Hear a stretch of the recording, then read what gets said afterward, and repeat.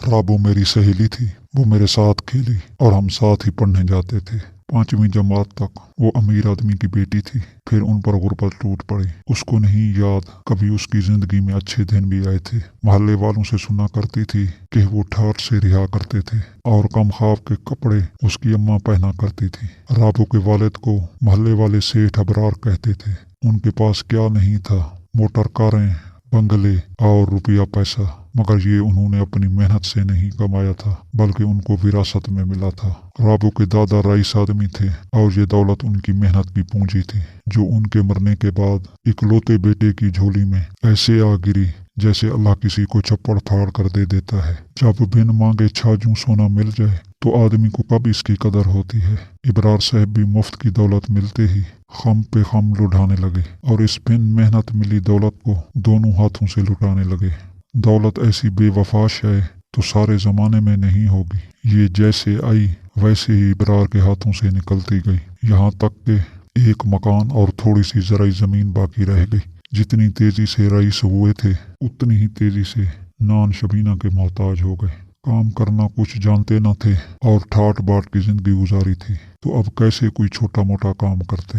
سبھی لوگ تو ان کو اب بھی سیٹھ پکارتے اور غریب محلے دار فرشی سلام کرتے تھے۔ یہ اپنی انا کے خول سے نہ نکل سکے، یہاں تک کہ گھر میں فاقوں کی نوبت آ گئی۔ بیوی بچوں کی خاطر ان پر چلانے لگی۔ یہ دوستوں کے ٹھکانوں پر جا چھپتے، جہاں اچھوں کا حضور تو محال مگر برے یاروں کی چوکریاں لگتی تھی۔ سیٹھ ابرار ان جواریوں میں بیٹھنے سے انہی کے رنگ میں رنگ گئے۔ زرعی زمین تھوڑی تھوڑی اس امید پر بیچنے لگے کہ بازی جیت کر دوبارہ اس سے زیادہ رقبہ لے لوں گا، مگر جواریوں پر تو رحمت پرستی کسی نے نہ دیکھی، لعنت ہی پڑتی دیکھی ہے۔ ان کا بھی یہی حال ہوا۔ ہوتے ہوتے اچھی بھلی زمین کوڑیوں کے دام بک گئی اور ایک گز ٹکڑا بھی باقی نہ بچا، مگر ان کا حال نہ سدھرا اور یہ اور زیادہ مفلس اور کنگال ہو گئے۔ کہتے ہیں ایک بار جوئے کی لت لگ جائے تو یہ اور سب نشوں سے زیادہ خراب ہوتی ہے، نری بربادی اور تباہی لاتی ہے۔ ایسی لت ہے کہ بھکاری بنا دیتی ہے مگر چھوٹتی نہیں۔ تب جواری گھر بار تو کیا، بیوی بچے تک داؤ پر لگا دیتے ہیں۔ چاچا ابرار کا جو حال ہوا تو آنکھوں سے انجام بھی دیکھ لیا۔ کسی نے توبہ توبہ کی اور کسی نے تھو تھو۔ رابو ان حالات سے سب سے زیادہ متاثر ہوئی۔ وہ جو اپنے دادا کی چہیتی تھی اور شہزادیوں کی سی زندگی گزارتی تھی، باپ کے راج میں بھوک کی اذیت سے بھی آشنا ہو گئی اور ماں کے آنسوؤں کو اپنے چھوٹے چھوٹے ہاتھوں سے سمیٹنے لگی۔ اچھے اور شاندار بچپن کی ہلکی ہلکی یادیں البتہ اس کے ذہن میں اب بھی محفوظ تھیں، جیسے خوبصورت خواب یاد رہ جاتے ہیں۔ وقت کے ساتھ ساتھ یہ یادیں دکھ دینے لگیں اور عذاب بنتی گئیں۔ پھر وقت کی ایسی آندھی چلی کہ زمانے کی گرد نے ان حسین خوابوں کو ڈھانپ کر شعور کی آنکھوں سے بھی چھپا دیا۔ پہلے میں رابو کے پاس جا کر بچپن کا وقت یاد کر کے اس کے زخموں پر پھاہا رکھنے کی کوشش کرتی تھی کہ شاید اس طرح وہ حال کی تلخی کو بھلا دے، لیکن جب اس کو زیادہ شعور آیا تو یہ باتیں اور اس کو تڑپانے لگیں۔ تب میں نے بھی پھر ماضی کے ان زخموں کو کریدنے کی کوشش نہ کی اور اس سے ملنا جلنا کم کر دیا۔ کبھی ہم مل بھی جاتے تو اس کے بچپن کے شاندار ماضی کا ذکر کرنے سے اجتناب کرتی۔ کیا فائدہ ان باتوں کو دہرانے سے کہ جس سے زخموں میں ٹھیس پڑ جائے۔ جب وہ 12 برس کی ہو گئی، ان کا مکان بک گیا اور اس نے ایک جھونپڑی نما گھر میں ہوش سنبھالا۔ وقت کے ساتھ ساتھ اس کی والدہ ہڈیوں کا ڈھانچہ بنتی گئی۔ ٹی بی کے مرض نے اسے ایسا جکڑا کہ ایک روز کھانستے کھانستے دنیا سے منہ موڑ لیا۔ رابو کا بھائی جو اس سے 4 سال بڑا تھا، باپ کی ان بدعمالیوں سے دل برداشتہ ہو کر ایک روز گھر سے نکلا تو ایسا گیا کہ پھر نہ لوٹا۔ خدا جانے وہ کہاں چلا گیا۔ ماں کے بعد یہ دوسرا بڑا صدمہ تھا جو رابو کو ملا اور وہ غم سے آدھی رہ گئی۔ اس کو باپ سے نفرت ہو گئی، مگر وہ اس کا گھر چھوڑ کر کہیں نہ جا سکتی تھی کہ لڑکی تھی اور لڑکی ذات کو باپ کے گھر کے سوا کہاں امان ملتی ہے۔ اس کی کوئی بہن نہ تھی، لہٰذا باپ اور بیٹی اب 2 ہی اس ویران اجڑے ہوئے جھونپڑے نما مکان میں باقی رہ گئے تھے۔ ابرار چاچا کو جب جوئے کی لت لگی، وہ سارے کا سارا اسی لت کا شکار ہو رہا۔ حالانکہ ہارتا زیادہ تھا اور جیتنا کم تھا، لیکن لت تو لت ہوتی ہے۔ ہارتا تو وہ دل کھول کر تھا، تو بھی جب تک جیتی رقم ہار نہ جاتا محفل سے نہ اٹھتا۔ یوں گھر، بیوی کے زیور، سبھی پونجی اس نے جوئے کی نظر کر دی تھی۔ گھر میں کھانے کے لالے پڑے تھے اور چاچا ابرار जुए खाने में पड़े थे। जो कमाते सीधे जाते जुए खाने में जाकर दूसरे जुआरियों की जेबों में जमा कराते।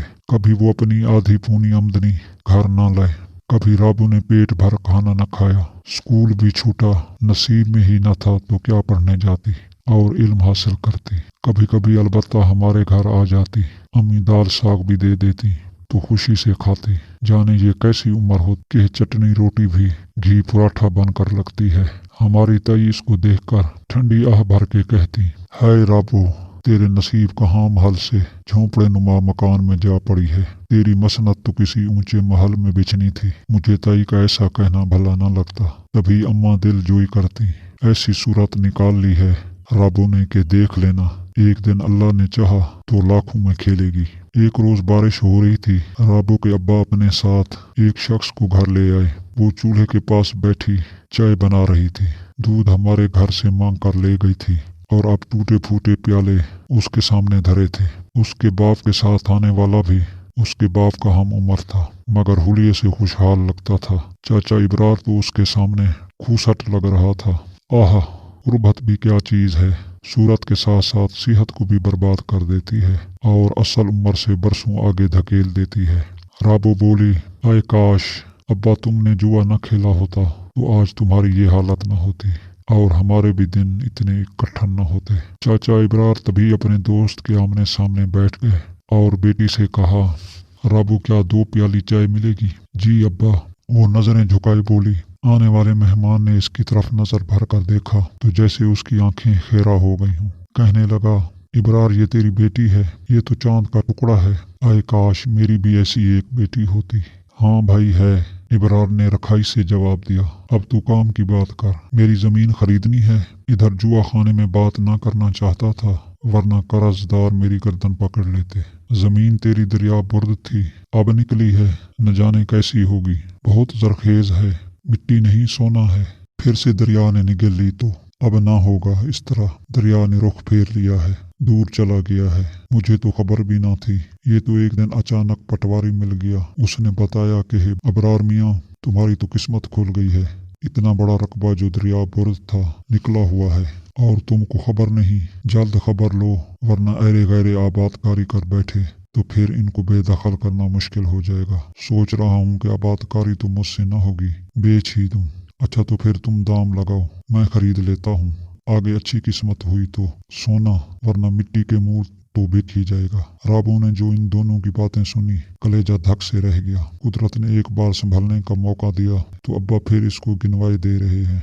आखिर जुए में इसको भी दौबा लगा देंगे। काश इस जमीन को रहने देते, आखिर मेरा भी तो हक है। मगर इब्रार पर तो फिर से जुए का नशा सवार था। जमीन की मालियत से चौथाई में बैठे बैठे सौदा कर दिया और फिर ताश के पत्ते फर्श पर बिखर गए। राबू ने चाय प्यालों में डाली तो वो भरकर छलक गई, इसके नैन कटोरों की तरह। आंसू आंचल से पूंछकर उसने प्याले बाप को थमाए और दोबारा चूल्हे के पास जा बैठी। आज उसका सांस गले में रुक गया था और वो दुआ मांग रही थी, अल्लाह करे अब्बा जीत जाएं। इब्रार बाजी जीत गए।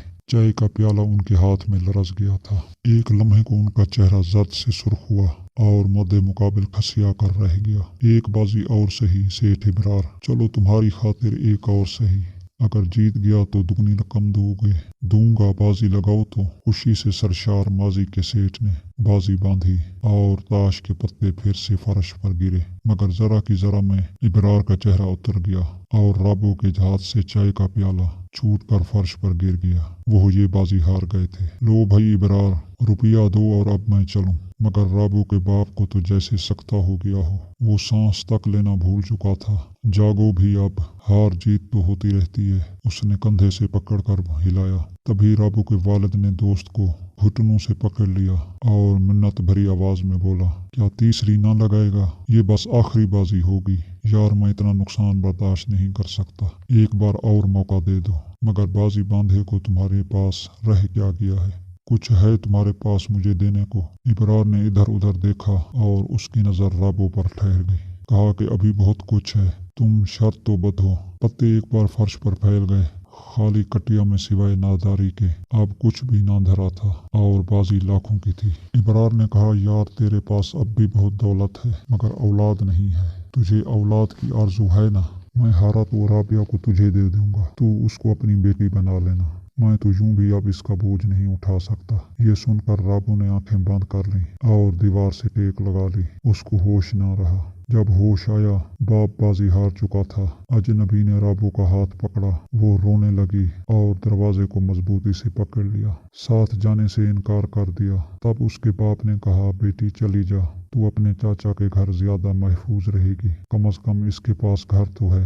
तेरी चाची भी अच्छी औरत है, इसको बेटी की बहुत चाह है। तुझको प्यार से रखेगी तो अच्छा खाएगी। ये तुझे खुशहाल घर में ब्याह देंगे। और मैं क्या दे सकता हूँ तुझको बता।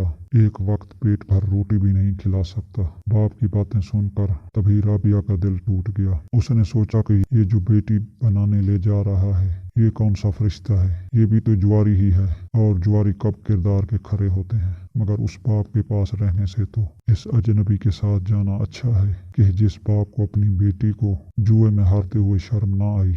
रुस्तम सेठ इसे बेटी बनाने को तो लाया था, मगर इसकी बीवी ने चंद दिन प्यार से रखा, फिर नौकरानी बना लिया। सारा दिन काम कराने के इर्ज 2 वक्त की रोटी वो राबो को दे देती थी। माँ का प्यार तो ना दिया, ममता के प्यार को इसकी प्यासी रूह तरसती ही रह गई। एक रोज मोहल्ले वालों को इबरार जुआरी की मौत की इतला मिली। वो जुए खाने में ही मरा था। जुआरी साथी इसकी मैयत को घर ले आए, मगर इस पर चादर पड़ी थी, कफन ना था।